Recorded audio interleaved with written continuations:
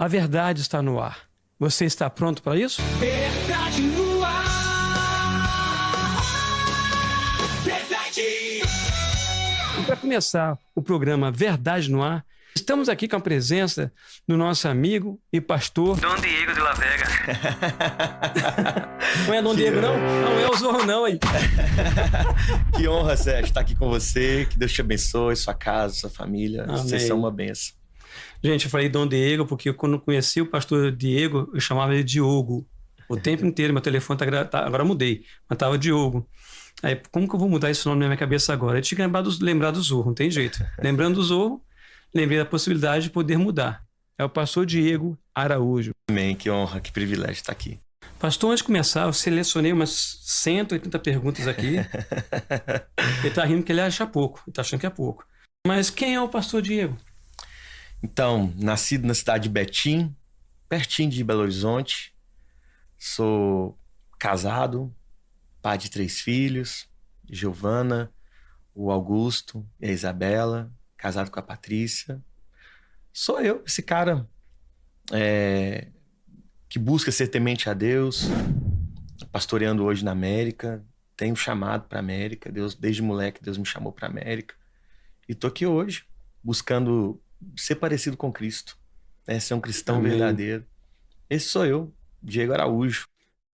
Você sabia que o pastor Diego Araújo, embora sendo um pastor novo, ele é o pastor escolhido por Deus para ser sênior da igreja Lagoinha em Deerfield Beach, nos Estados Unidos? Sim. Quando Deus escolhe uma pessoa, ele não vai pela idade da pessoa, porque a maturidade que Deus dá a uma pessoa não depende de maneira nenhuma da idade que ele possui. E sim, do propósito que Deus tem na vida e no chamado desse escolhido.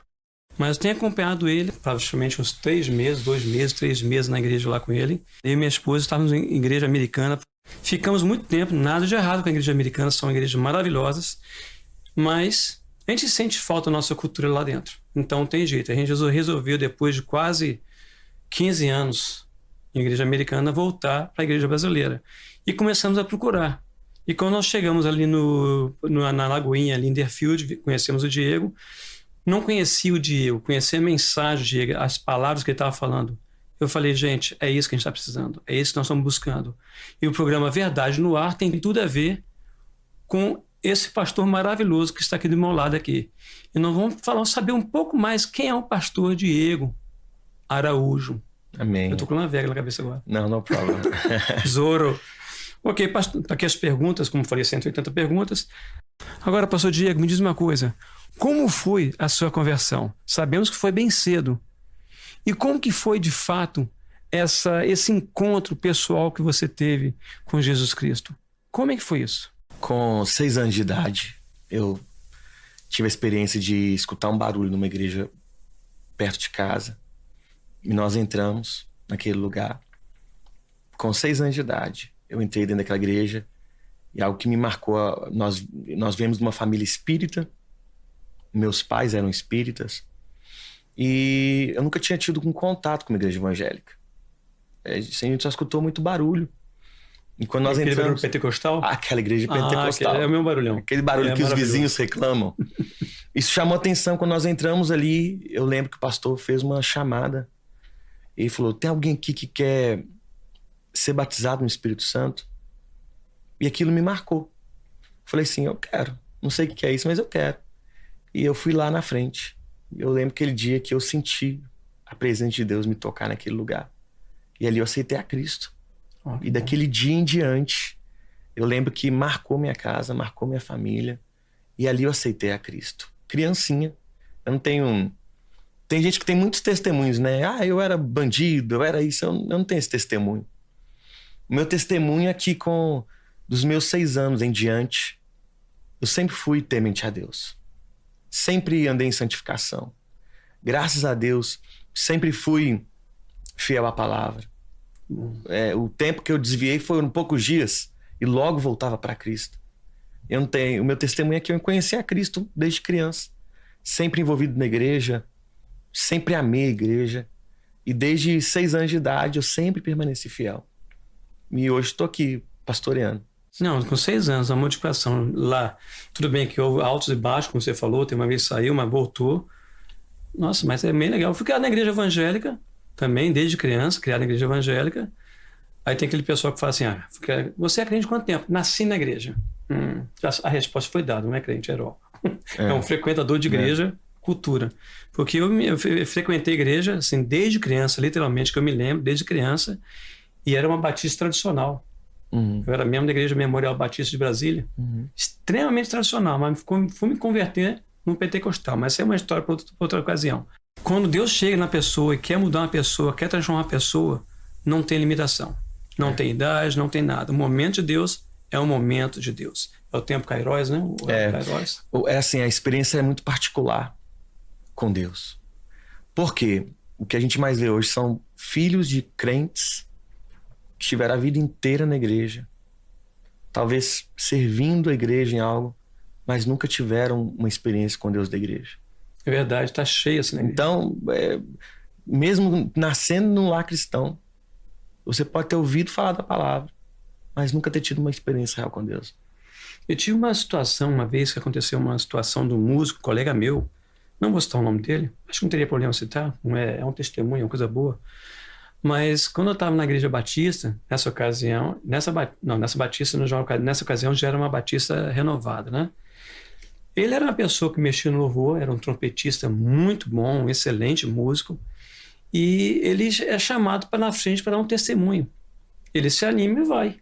Ele chega lá e começa a contar. Gente, quem me conhece aqui? A igreja de massa conhece o rapaz. O rapaz, assim, sempre ativo na igreja. Beleza. Bom, eu quero falar uma coisa com vocês aqui hoje. Olha, quem me conhece sabe que no meu carro só tem música evangélica. Eu só ouço música evangélica, eu não ouço música secular.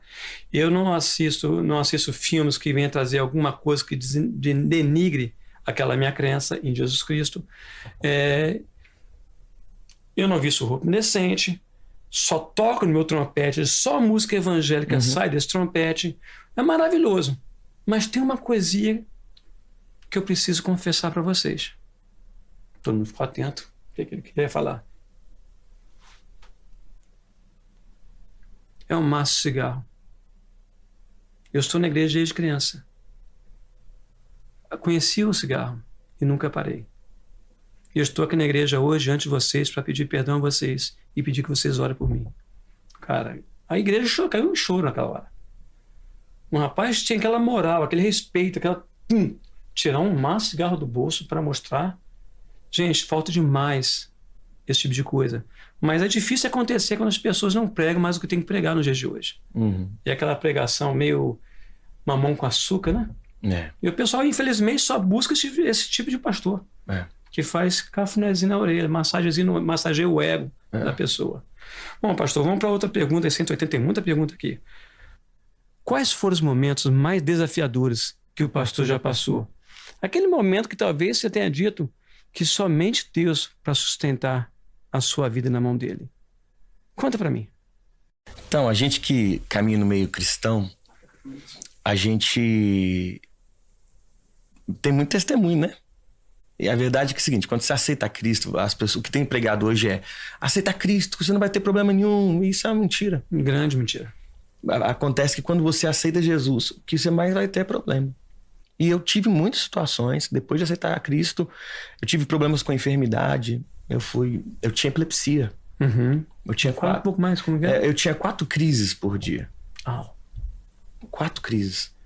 Até um dia, no seminário teológico, eu tive uma matéria sobre cura. E eu entendi que Cristo podia fazer isso. Eu tive uma experiência com Deus dentro de um carro.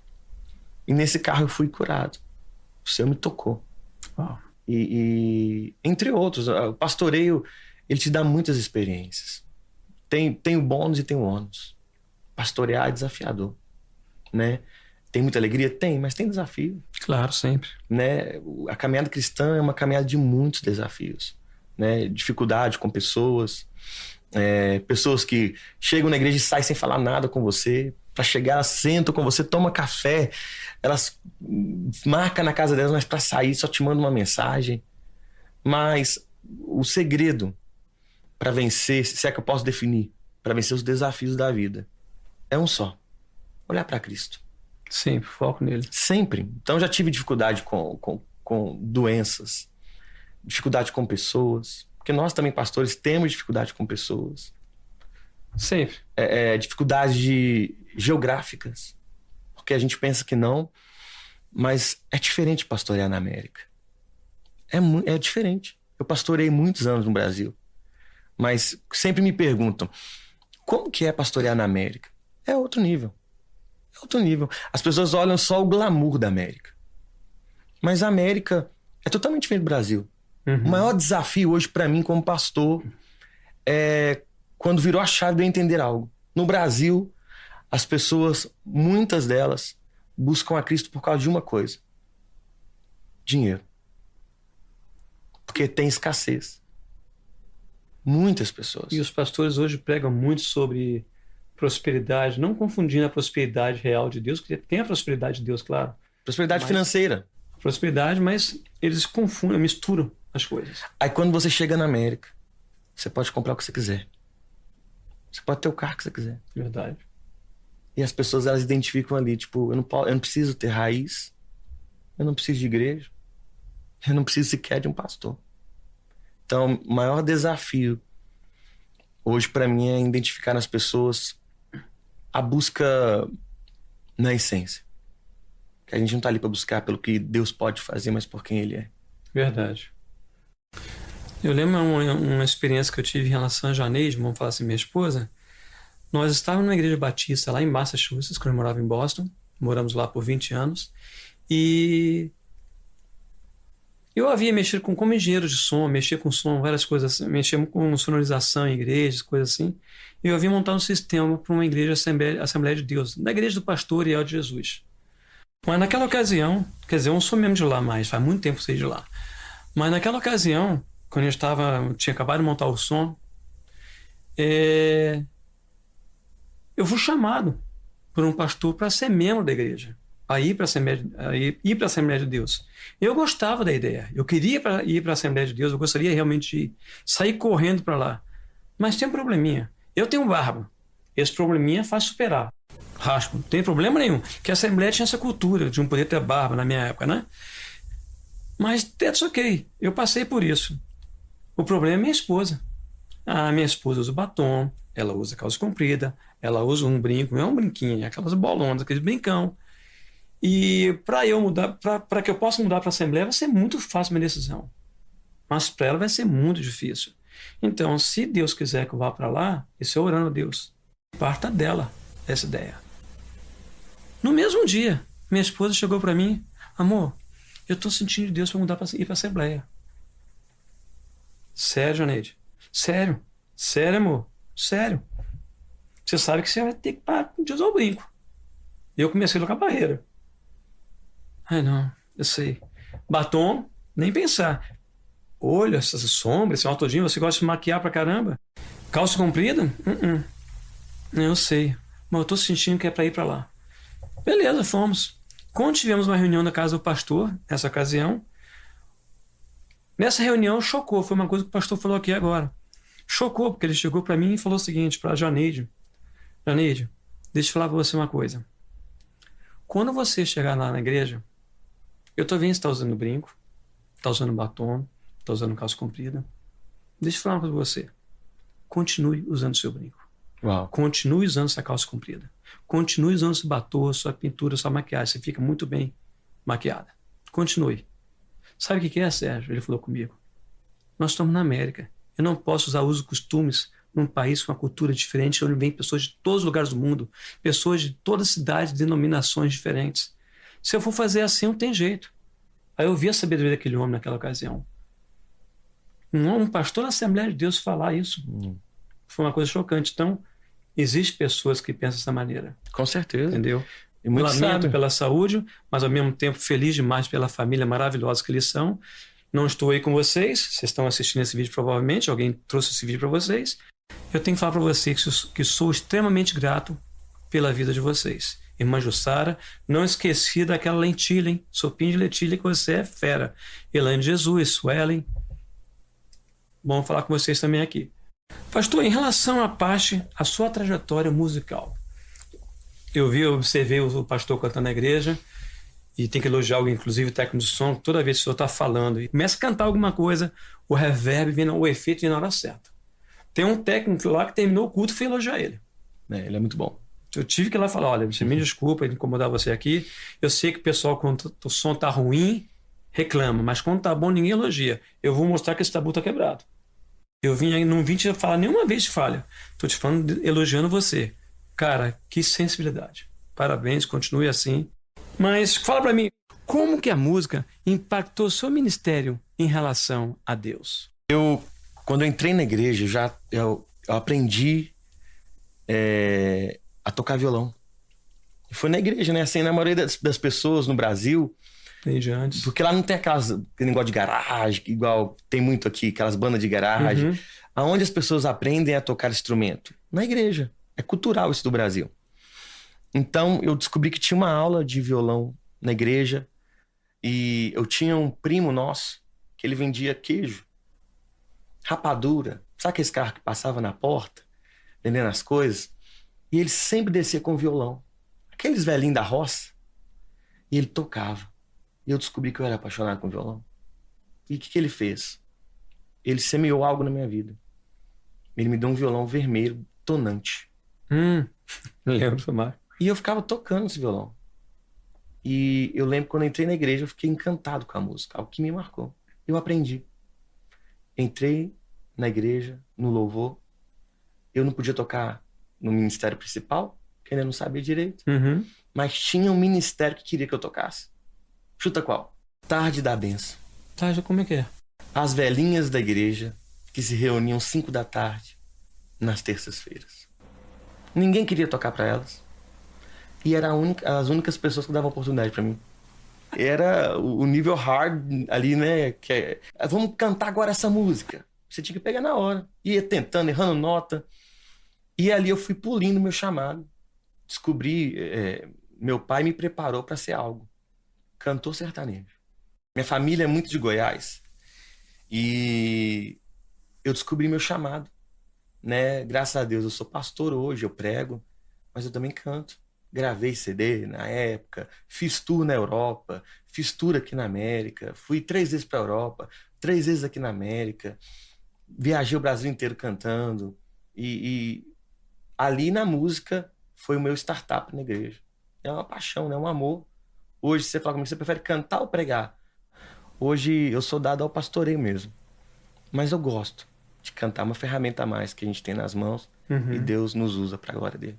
Ele nos deu dons e talentos. Agora, a pergunta que eu mais recebo no meu Instagram é como saber qual foi o chamado de Deus para minha vida? Qual é o dom que Deus me deu? Qual é o meu chamado? Seu chamado está ligado intimamente ao dom que Deus te deu. Quem recebeu o dom de cantar, cante. Quem recebeu o dom de pregar, pregue. Mas sejamos usados. Se a pessoa recebeu o dom de cantar, de pregar, de Múltiplos dons, use múltiplos todos. dons. É isso que eu tô falando. Essa é a dificuldade que a pessoa tem no início. Use Como todos. administrar isso aí. Quanto mais dons, mais Com difícil. certeza. Responsabilidade, né? Quem tem muitos dons Muito dado. é cobrado. E quando você percebeu que você tinha uma chamada pastoral, foi algo natural ou houve uma grande reviravolta na sua vida? Sim, foram 2 estágios da minha vida. Eu era muito atuante na igreja. Muito, muito. Fiz o seminário teológico. Depois do seminário teológico, eu tinha uma vida ativa na igreja. Ao ponto que eu estava todo dia na igreja. Voluntariamente. Né? Eu tive uma vida ativa voluntária na igreja. Não recebia nada. Até o meu pastor me chamar e falar, olha, eu tive uma pessoa que me investiu no meu chamado. Vem full time. E tá aqui o grande erro de cultura que as pessoas têm. E qual é? Eu quero falar, enfim, enfatizar ele. As pessoas esperam primeiro ter o cargo para ser chamado. Verdade. Elas assim, olha, agora eu sou pastor. E na verdade isso revela algo. Elas estão mais interessadas no status pastoral. E na verdade existe uma regra. Primeiro você é para ser. Então o que aconteceu? Eu nem era consagrado a pastor ainda. E as pessoas já reconheciam na minha vida um chamado pastoral. Então o que começou a acontecer? As pessoas começaram a me procurar e falar assim: ô pastor, ô pastor, ô pastor. Isso foi um choque para mim. Por quê? Depois disso, eu fui consagrado ao pastoreio. Uhum. O meu pastor falou: olha, você é pastor. Vamos reconhecer você. Porém, eu achava que aquilo tinha sido algo forçado. Veio a crise. Qual que foi a crise? Eu recebia muitos convites para pregar fora e para cantar fora. E eu nunca aceitei. E nesse tempo eu falei assim: por que eu não posso aceitar esses convites? Por causa da demanda da igreja. Muitas visitas, muitos atendimentos. Falei, eu vou abrir a agenda. E vamos ver. Eu lembro que em uma semana que eu abri minha agenda, fechei a agenda pro ano inteiro.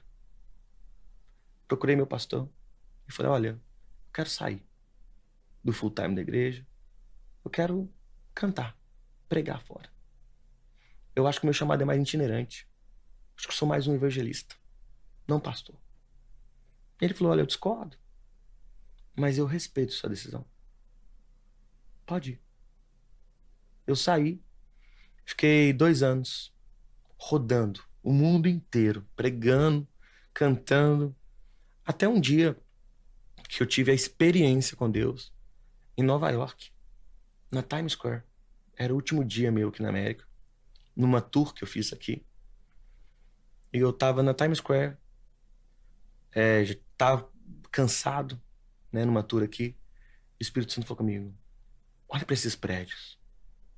Olha onde eu te trouxe. Eu olhei e ele falou comigo assim: eu tenho uma pergunta para te fazer. Aonde estão as ovelhas que eu te confiei? Aonde estão as pessoas que eu confiei para você cuidar?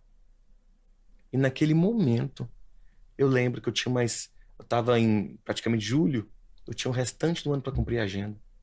Eu voltei para minha casa, abracei minha esposa, abracei minha filha, e eu fui correndo para a igreja, conversar com meu pastor. Eu abri mão de tudo, porque naquele momento eu estava tendo certeza que o meu chamado era realmente pastoral. Cancelei todas as agendas, voltei pro full time da igreja e ali exercendo todos os dias o pastoreio. Nesse dia virou a chave da minha vida. Creio que o tempo que eu fiquei fora me amadureceu, trouxe responsabilidade, e a experiência fora também foi muito enriquecedora. Foi ali que eu tive certeza que eu sou pastor mesmo. Embora nos momentos de hoje que as pessoas não queiram pregar o evangelho completo, o pastor Diego está pregando assim. Você quer ouvir uma mensagem completa que faz o que você precisa ouvir? Não é só de falar de coisinhas que vai fazer cafuné no seu ouvido, não. Falar palavras de verdade. Falar que existe pecado, que existe perdão, que existe santificação, que existe a conversão. Conversão é quando Deus tira você do mundo. Vinde como tu és. Deus tira você do mundo. Mas existe o segundo step, o segundo passo, que é a santificação. Que agora que é quando Deus, na conversão, Deus tira do mundo, e na santificação, Deus tira agora o mundo de dentro de você. Essa segunda parte foi eliminada, porque entrou um movimento distorcido da graça na igreja dos dias de hoje. Então o pessoal quer falar de graça, eu posso fazer porque a graça me dá direito de pecar. Aí vem Judas e fala que se transformar a graça em libertinagem. Vai ver no dicionário que significa libertinagem. Você usar de um fator para poder fazer coisa errada baseando naquilo. Isso é libertinagem. Então, o pastor Diego, nos 3 últimos, praticamente 4 últimos cultos estou assistindo, ele está, não vou falar metendo a lenha não, porque é assim que as pessoas que não gostam falam. Ele está trazendo lenha, está trazendo fogo, é palavra. Estava falando sobre pecado, semana passada foi sobre arrebatamento, não foi isso? Foi. Arrebatamento da igreja. Vamos falar anos que eu não ouço ninguém falar sobre arrebatamento. O pessoal está mais querendo fazer em 7 passos uma vida feliz nesse mundo, onde Jesus disse que nesse mundo teríamos aflições, ninguém prega sobre isso. É uma mensagem só de negócio. Aí o pastor pregou pecado, pregou arrependimento, e o que eu mais gostei é que ele enfatiza isso aí, que eu gosto disso aí. Gente, embora a mensagem tenha sido desse nível, dói o ouvido de vocês. Não é cafuné no ouvido de vocês. Mas olha as pessoas que vieram aceitar Jesus. Conversões. Houve conversões ali, de fato, não pessoas que foram motivadas pela emoção. Não foi um trigger emocional que disparou aquela pessoa para levantar a mão. Não, ali não tinha emoção, não. Ali foi verdade. A verdade chocou, confrontou aquela pessoa. E essa mensagem que você está trazendo foi fantástica. Agora me diz, como é que o senhor se sente pregando uma mensagem assim tão forte nos dias de hoje, quando as pessoas dizem que não é nada popular? Né? A gente precisa entender que, infelizmente, a igreja tem vindo de tendências mundanas. O que se prega hoje? E graças a Deus tem os remanescentes, tem pessoas sérias, pastores sérios. Mas entre eu pregar a verdade dura do evangelho ou uma mentira que vai massagear o seu ego, o que é mais confortável? Você pegar uma mentira que vai massagear o ego. E eles vão gostar todos de você. Vão. Faz assim. Porém, é um engano. Nós, pastores, nós somos responsáveis para conduzir o povo ao arrependimento. A palavra, o evangelho é cruz. É um negue-se a si mesmo, toma a sua cruz. E as pessoas estão fazendo o quê? Pegando o centro do evangelho e colocando o quê? Bênçãos. Como o centro do evangelho. Isso não é o centro do evangelho. A verdade é que, como é que você explica esse evangelho que está sendo pregado hoje para discípulos que perderam a vida? Foram mortos pregando o evangelho genuíno. E Deus tem me despertado para esse novo tempo. E é tão interessante, Sérgio, que nesses 4 cultos, todos os domingos, a igreja está enchendo mais. Verdade. De manhã e à noite. Todo culto, no mínimo 10 conversões. No mínimo. O Por quê? coração perdido está procurando isso. As pessoas têm sede de ouvir a verdade. O povo não é bobo. Estão enganando a si mesmo. Quando, na verdade, a gente precisa ser... eu vou dizer uma frase que eu tenho falado para mim mesmo. Precisamos ser fiéis ao evangelho genuíno. Verdade. Né? Qual é o evangelho genuíno?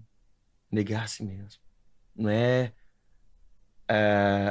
a gente se adequa à palavra. Não é a palavra que se adequa a gente. Está na Bíblia. É simples. Busca a palavra. O coach não vai salvar o homem. Palavras motivacionais não vão salvar o homem. A gente não pode pegar só o que nos convém. Precisamos ir a fundo e voltar à essência de um evangelho puro e simples, verdadeiro, de confronto.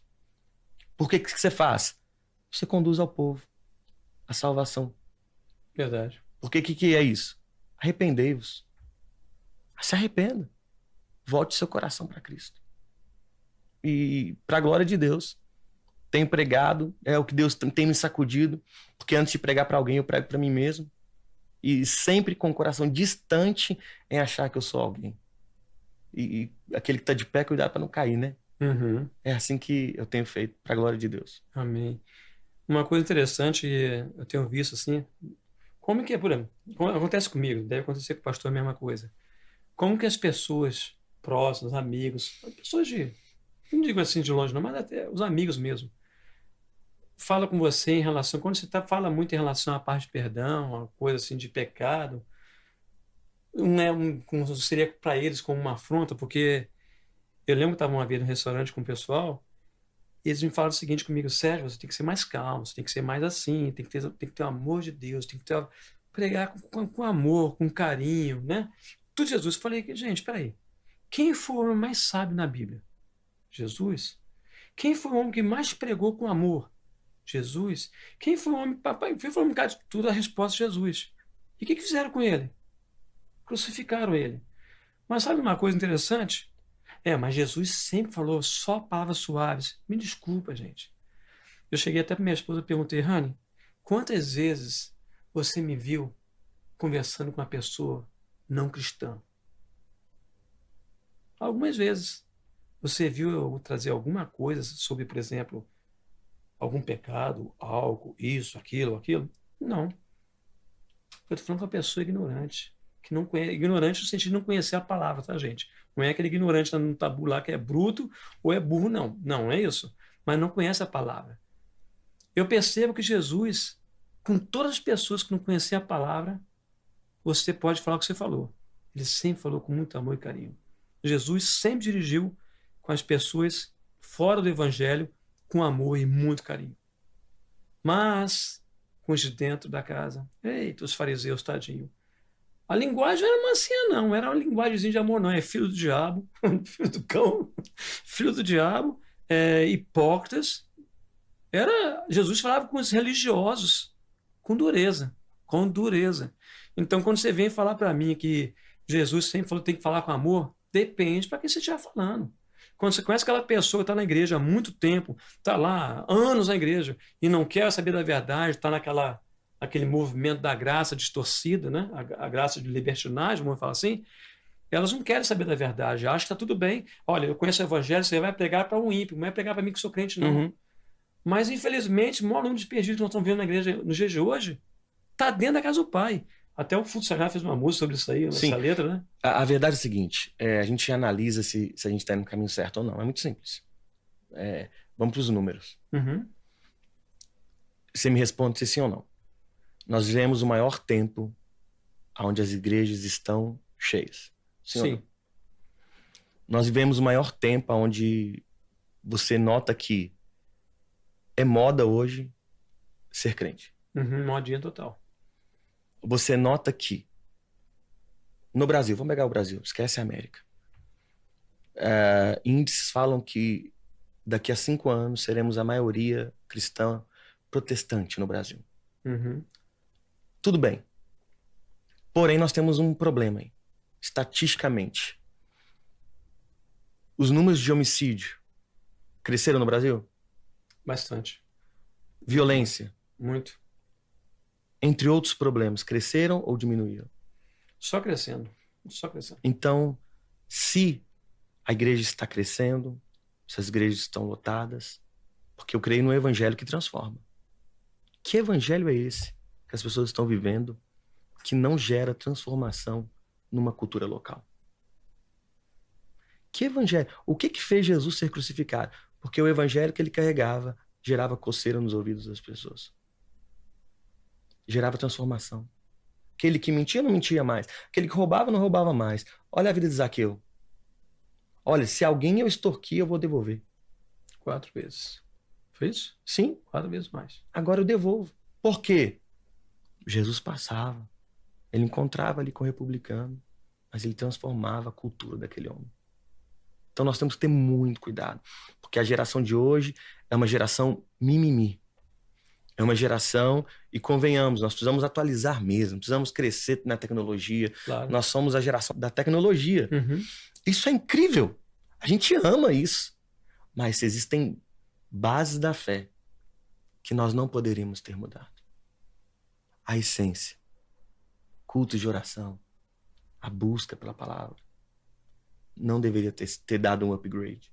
Precisamos entender que evangelho, em essência, Cristo quer que a gente pregue. Um exemplo, domingo passado, eu preguei sobre a vinda de Jesus. Aí eu faço um teste na igreja. Jesus está voltando. Ninguém fala nada. Se eu te dou uma boa notícia, você vai vibrar. Claro. É porque, na Ele vê que verdade... tudo nos braços dele. Sim, porque você Doido. anseia.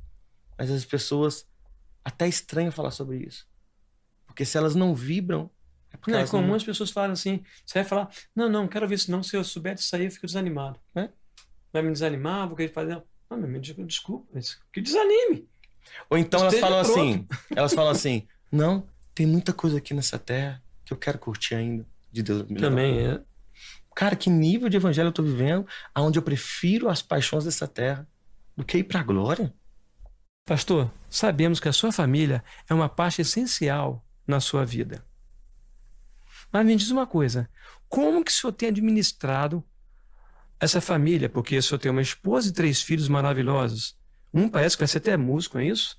Eu vi ele lá com a guitarrinha na mão, às vezes parece que eu vi lá em cima tocando bateria, e não estava ruim não, estava até tocando direitinho. Como o senhor consegue administrar o ministério e a família? Então, é um assunto bem que eu amo falar, que é família. Porque é minha base. Eu amo minha casa, eu amo meu casamento. Eu amo minha esposa. Na criação de filhos, eu tenho um pensamento um pouquinho diferente. O que pais, pastores fizeram com os filhos? Foram ótimos pastores em casa. e péssimos pais. Então, em casa eu sou pai, né? Eu respeito muito a experiência que meus filhos estão tendo com Deus e não forço. Eu deixo que seja Importante isso. livre. Minha filha já teve experiência com Deus, nunca forcei. O meu filho, o Augusto, O futuro guitarrista? futuro guitarrista, O futuro baterista. pastor, prega, canta, toca. Eu vi lá. A Isabela já demonstra interesse pelas coisas de Deus. Por quê? Eu não fico. São filhos de pastores traumatizados com a igreja, com os pais. Uma vez eu tive uma experiência no Brasil, na minha igreja no Brasil. Tinha uma igreja até grande lá, dentro de um shopping. E um dia uma menina chegou na minha filha e falou assim: olha, você não pode fazer isso. Coisa boba. Porque você é filha de pastor. E depois eu procurei essa irmã. Mas uma irmã mais velha. Falei: irmã, não faça nunca mais isso. Porque filho de pastor não é pastorzinho. Uhum. Não jogue esse jugo nunca mais pra minha filha.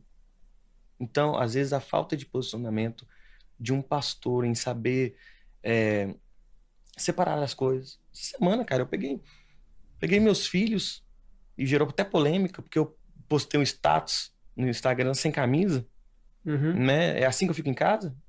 Sou ser humano. Brincando de pique-esconde com meus filhos. Peguei a patinete elétrica, passeando na rua, brincando com a minha filha, gritando: ó o padeiro! Ó o padeiro!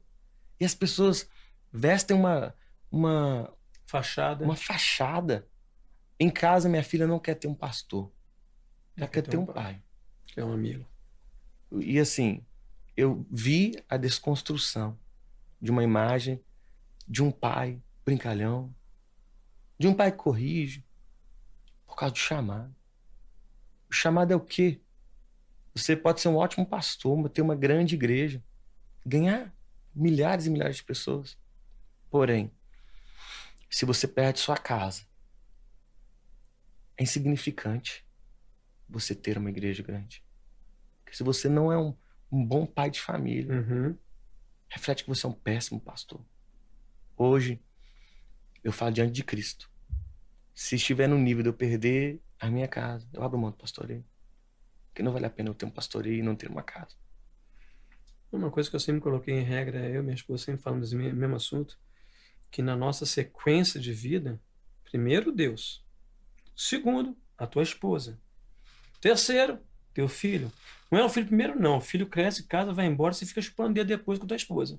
Não, é tua esposa primeiro, teu filho depois. Vejo muitos casais que têm a criança, a mulher que ela quer jogar de lado. Inversão de prioridades. Acabou, é a mulher. Só que o filho vai, como eu falei, cresce, casa, vai embora, tá lá. E agora? Vai tentar corrigir a situação. Complicado. Em quarto lugar, o trabalho que sustenta a tua família.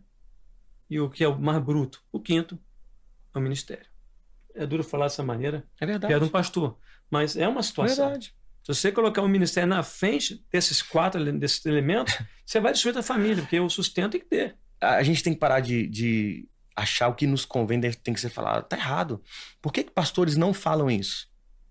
Porque, obviamente, algo que eu falo na minha igreja, poucos pastores falam isso. Eu falo sempre, ó, se você está trabalhando muito e você não está tendo tempo para sua família, e num domingo você quer sair com sua família, saia. Por que um pastor não fala isso? Uhum. Porque o cara não vai na igreja. Talvez ali não vai ofertar, não vai dizimar. Mas aí você descobre a raiz de um pastor que se corrompeu. Qual é a raiz disso? Ele está mais preocupado com o financeiro da igreja do que com a essência do evangelho. Hoje, nós precisamos desconstruir isso na nossa vida. E se, pastor, sua igreja não está sendo sustentada, amém, se você precisar trabalhar. Pode trabalhar. Agora, não abra mão de um evangelho genuíno. Porque você pode ter todo o dinheiro do mundo, mas no que realmente é essencial, que é a vinda de Cristo, você fica. Então, sempre prego. Primeiro, certinho, Uhum. Deus. Segundo, família. Aqui a ordem, a esposa, os filhos. Uhum. E terceiro, trabalho. O sustento da O família. sustento. Aqui na América, muitos pastores, falta colocar uma coleira no pescoço das ovelhas. Ah, você não veio por quê? Porque eu estava trabalhando. Um dos processos mais incríveis que eu passei na América quando eu cheguei aqui foi ver a realidade de um imigrante. Fui trabalhar. Trabalhei na construção, trabalhei como garçom, trabalhei em eventos. Eu vi a realidade desse povo. Então, a religiosidade, ela faz o quê? Ah, se você não vier no domingo para sair com sua família, você é condenado, você está em pecado. E o evangelho de Jesus é: se você prioriza a sua casa, Deus acima de tudo, você honra a sua família. Porque nós vemos hoje ótimos pastores e péssimos pais. A ordem foi invertida. Tá errado. Mas uma coisa que eu percebi é que as pessoas estão, os pais, né? Hoje em dia, estamos numa geração tão fácil de lidar com crianças, tão fácil. Porque se deu probleminha, a criança deu probleminha, o que você faz? Dá Dá um tela pra gamezinho, ela. dá um brinquedinho pra ela. Ah, minha filha tá aprendendo a mexer com computação, meu filho tá mexendo com isso. Ah, é tão bom, eles são inteligentes. Well, eles estão sendo inteligentes ou você que está sendo inteligente? Colocando isso na mão dele, a intenção pode ser de ajudá-lo. Mas no fundo, se você pesquisar, talvez a função principal disso aí é te dar sossego.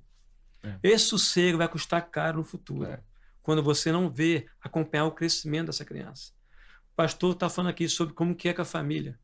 Se dentro de casa está lá, mas está jogando os videogames para todo mundo lá à vontade, lá vão ter televisão, um bocado de coisa, essa criança vai aprender tudinho no que está vendo lá, seja o videogame, como teve aquele caso, um rapaz, um menino que chegou nas escolas, saiu atirando um bocado de gente.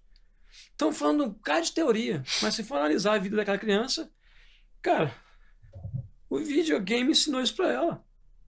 Mas por que você está matando aquelas vidas? Cada um que eu mato é vida. Vida! Matei um, pum, pum, plim, plim, plim. Tá ganhando vida. Tá entrando na cabeça dessas crianças que não aprendem mais nada sobre carinho, sobre amor. Não, é tudo videogame. Entra no restaurante, dá o telefonezinho na mão. Aí tem aquela mãe, aquele pai que a criança é extremamente rebelde. E se eu vou falar alguma coisa, você não pode falar.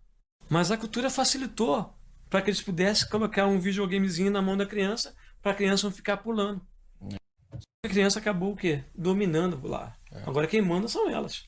A roupa que quer vestir. Na minha época, o pai colocava um terno em mim. Aí de mim falar que eu ia usar aquele terno para ir para a igreja. É, vai usar o terno sim. Hoje, a menina, a pessoa, o menino quer ir de pijama para a igreja, manda ele trocar. Tá difícil. A inversão de valores, né? Muito. Porque é mais muito. cômodo você pegar e colocar a tela para criança. Porque ensinar gera tempo, né? Custa horas. Corrigir custa horas. Mas dar um celular é fácil. Uhum. Não, a pessoa tem ali pelo menos umas 6 horas de sossego. Não sabe o que está entrando na cabeça da pessoa, da criança. Mas tá lá, tem 6 horas de sossego.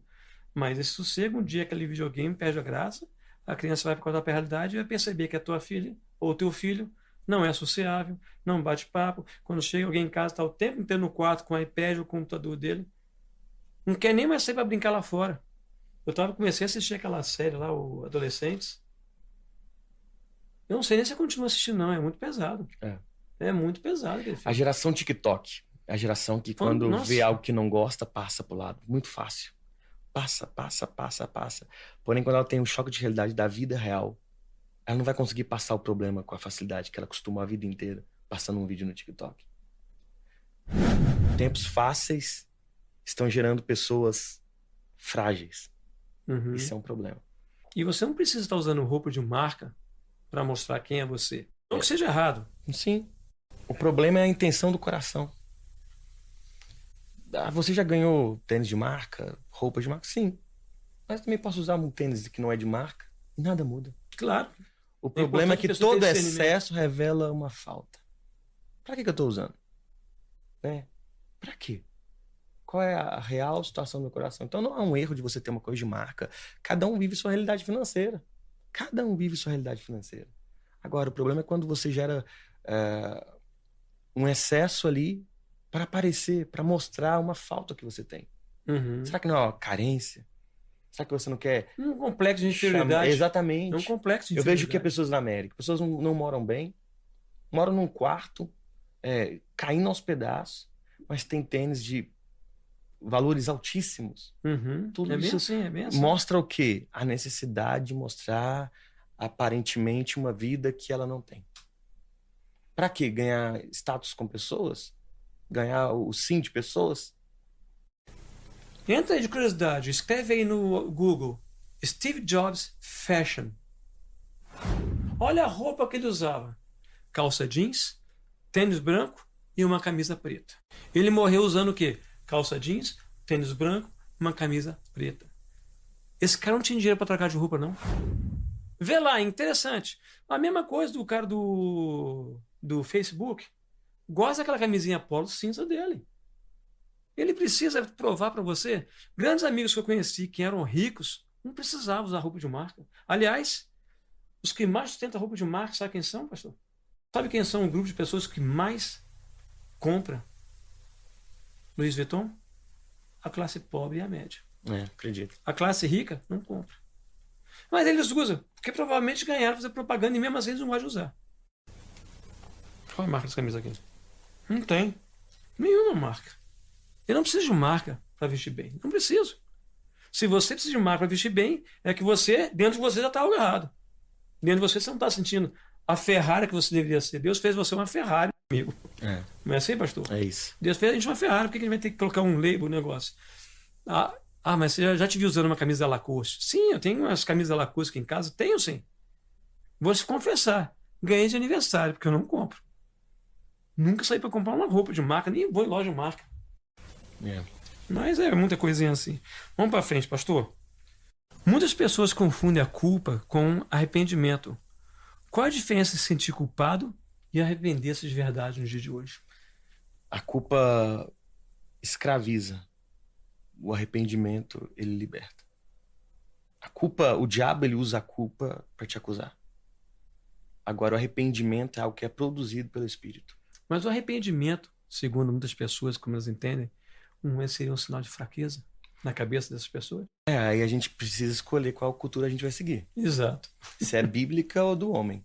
Né? Por que o diabo ele faz? Ele tenta distorcer o que é verdade. A Bíblia fala assim, se você erra, se arrepende, confessa, alcança o quê? Misericórdia. Deixa. Detalhe. E deixa, verdade. Deixa. Peca, confessa, se arrepende, deixa se você alcança misericórdia. Exato. Então o que significa isso? O arrependimento é uma marca de uma ação do Espírito. A culpa é algo que o diabo usa para te aprisionar. Então, essa é a pequena diferença, que é grande diferença, que as pessoas confundem entre ficar com a culpa e o arrependimento, pastor. Como ele é gerado? Através de uma obra santa. O próprio Espírito trabalha isso na gente, fazendo você ter o verdadeiro arrependimento. Porque tem pessoas que acham que se arrependeram, mas o que faz o fato de ser consumado de um verdadeiro arrependimento? O abrir mão de uma vida pecaminosa. Aquele que pecava, não peca mais. Meu marido me traiu. Ele se arrependeu. Como que ele se arrependeu? Não fazendo de novo. Não fazendo de novo. Então, culpa aprisiona. O arrependimento genuíno, ele liberta. Simples assim. Nos dias de hoje é uma situação muito difícil as pessoas que realmente procurarem. Como eu falei, o arrependimento, às vezes o cara fala que não, mas se arrepender, eu estou mostrando que sou fraca. Gente, deixa o orgulho de lado. Vocês são pastor, estão nos ouvindo aqui, é importante vocês verem um ponto de vista interessante. Jesus chega a uma pessoa, se você falar sobre pecado, como tu fala, pecado, é arrebatamento, é arrependimento, santificação, é uma mensagem que não é muito popular no dia de hoje. Mas você que é pastor e quer pensar em ser popular, o que você gostaria? Você gostaria de ser chamado, como uma vez Jesus chamou, que não houve homem, profeta maior que esse profeta? Quem foi o maior profeta da Bíblia? Quantos metros ele tinha? Não, estou falando de altura, não. Qual foi o maior profeta que Jesus fala que não houve profeta maior do que ele? Quem foi? João Batista. Qual era a mensagem dele? Arrependei-vos. Extremamente motivacional. Não. Arrependei-vos. Preparando o caminho. Arrependimento era a mensagem central do homem, do maior profeta da Bíblia. Se você é pastor e tem medo de falar sobre arrependimento, você está longe de ser chamado de grande homem de Deus. Sorry. Não tô falando pelos homens não daqui. Porque aqui eles vão te considerar como tal. Mas é lá de cima que conta. É. Eu tava conversando com um paizão, Maurício, né? Uhum. Tava conversando com um paizão, o pai do André pastor Fernandes. André Fernandes. Eu tava conversando com ele e em relação à parte de música, eu falei com ele essa cena, uma coisa interessante. Eu falei com ele assim, me perguntaram uma vez, Sérgio, você como vocalista de banda, como que você enfrenta a situação com a fama? Como você encara a fama? Olha, a fama para mim é o seguinte, eu queria ser famoso apenas em 2 lugares. Não, você não queria ser famoso para a multidão, não. Eu queria ser famoso para 2 pessoas. Quem é a primeira pessoa? Fiquei curioso, me perguntar. A primeira pessoa é Deus, no céu. Quando as pessoas citarem meu nome, Deus e todo o céu, lugar, eis ali um homem de Deus. Eu quero ser famoso na região celeste. Eu quero ser famosíssimo lá. E o outro lugar que você quer ser famoso? No inferno. Eu quero ser famoso aos olhos do diabo. Eu quero que quando o diabo e os seus anjos olhem para mim, ei, com esse tu mexe não. Porque esse aí não tem medo de falar a verdade não. Ser famoso pelos homens que são criaturas. Come on. Você é melhor do que isso. Você não precisa ser famoso para os homens. É isso. Não é verdade, pastor? Isso, sobre isso. Né? A gente não precisa buscar recompensa dos homens. Aí que você muda a sua posição. Uhum. Porque quem quer conhecimento dos homens fala o que os homens querem ouvir. E quem quer conhecimento divino fala o que os céus querem que você fale. Tá ouvindo aí, pastores? Pregue. Volte a pregar a essência do evangelho. Sabe uma coisa que chama a atenção? É que eu sou novo, né? E muitas pessoas, quando chegam na igreja, não sabem que eu sou pastor. E eu não uso roupa de pastor, você conhece muito bem. Eu uso um preto básico. Como tá aí agora? Como eu tô aqui agora. Aí as pessoas nem me cumprimentam direito na porta. Que eu sempre fico na porta cumprimentando, nem me cumprimentam direito. E quando eu começo a pregar, as pessoas falam assim, cara, esse menino novinho, o pastor dessa igreja. Nossa igreja hoje, graças a Deus, passa mais de 1000 pessoas no domingo. E quando eu começo a pregar, as pessoas falam assim, cara, esse cara é novo, é o pastor dessa igreja. E ali eu começo a ferver na realidade do evangelho. Então, nós temos 2 opções.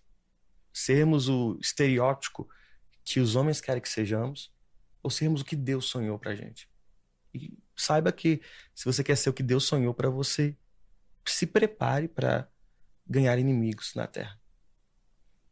Desmotivar muita gente, né, a viver uma vida perto de Deus e longe do mundo. Se prepare para se levantar pessoas contra você, levantarem falsas pessoas para te dar punhalada nas costas. Mas se os céus nos reconhecem, é isso que nós precisamos. É verdade. Quando eu comecei a falar com alguns amigos meus que eu ia estar fazendo esse podcast, essas mensagens com verdade no ar, com esse título, o rapaz já começaram a falar o seguinte, você já vai levantar polêmica, né, meu amigo? O engraçado é que a palavra verdade hoje já é uma palavra polêmica. Porque as pessoas não estão acostumadas mais com a verdade. A verdade machuca agora. Aliás, sempre machucou. Mas hoje parece que mais do que nunca. É. Então você fala verdade. É sinônimo de polêmica. O povo assusta. O pessoal já assusta com a verdade. Então, cara, verdade é verdade. Jesus é verdade. Se você se assusta com isso, você acha que que a verdade é polêmica, você está dizendo que Jesus é polêmico. Jesus não é polêmico. Jesus é verdade. E essa verdade tem que ser pregada. Quer você goste ou não goste. Quer que você ache que eu não tenho amor, eu não me preocupo com o que você acha. Você se preocupa, pastor? Não. Preocupa em falar o quê? É verdade. Porque é a verdade que faz o quê no final? Transforma, liberta. Sem ela, você não tem libertação. Você tem convencimentos de pessoas nas igrejas, razão pela qual eu estava falando nisso aqui, a igreja está cheio. O Brasil está quase superpopulando de cristãos. Cristãos. Só tem um título. Mas é uma garrafa com rótulos de cristão vazia. Nem água tem. Então você vai ficar vivendo só em cima de rótulos? Ou vamos trabalhar com a verdade? Pastor, palavras finais. O que você quer deixar para o nosso público aí? Que a gente tem um coração sempre voltado ao evangelho genuíno. Né? Esteja em uma igreja mais próxima da sua Bíblia. Procure pastores sérios, comprometidos com a palavra. Ele falou isso aqui, foi uma coisa que ele falou um tempo atrás, foi uma semana atrás que você falou isso aí. Eu falo mais, procura uma igreja mais próxima da sua casa. Foi? Como foi? Repete aí, fala das suas palavras. Falei, não procure uma igreja mais próxima da sua casa, procure uma igreja mais próxima da sua Bíblia. Isso aí eu falei, uau. Primeira vez que eu vi isso, tá, pastor? Primeira vez que eu vi. Que eu sempre falo, pessoal, procura uma igreja mais próxima da sua casa, mas fala com o coração doendo. Porque eu sei que eles podem pegar cada igreja ruim que tem por aí. Não, cada bagaço. hoje é fácil. Você pode achar a igreja que se adapta facilmente ao que você Tá quer. cheio de viver. igrejas aí. Até o pastor, com a tecnologia hoje, o YouTube, você escuta a mensagem que você quiser. Mas não, nós precisamos ser totalmente embasados na palavra. Então é muito fácil você cair numa besteira porque a maioria das pessoas não lê a Bíblia. Eles não querem saber de ler. Né? Então quando você conhece a palavra, você não cai em enganamento. Em outras palavras, leia a palavra. Quem vai ser o próximo? Não sei. Mas com certeza uma pessoa tão brilhante, usada, servo de Deus como é o pastor Diego Araújo. Deus abençoe, gente. Tamo junto. Abraço, tchau. E claro, já aperta o like, compartilha esse canal, registra no canal, aperte o sininho, porque assim você será notificado sobre as novas mensagens, os novos convidados que nós teremos aqui no nosso programa Verdade no Ar. Deus abençoe cada um de vocês. Verdade no ar.